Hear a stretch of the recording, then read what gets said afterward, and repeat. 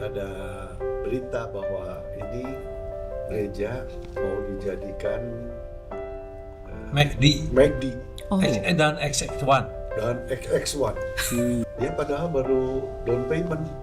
oh, Tapi kan kita udah dengar mau jadi McD, masa gereja jadi McD? ya. Akhirnya ya kita tawar-menawar. Mulanya begitu. Oh, awal mulanya.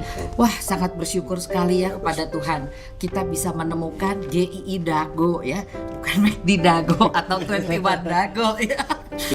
Waktu itu saya cuma satu jadi kalau flashback ya, saya cuma berpikir bahwa proses untuk pengumpulan dana itu, saya melihat bahwa itu yang buat saya merinding gitu loh.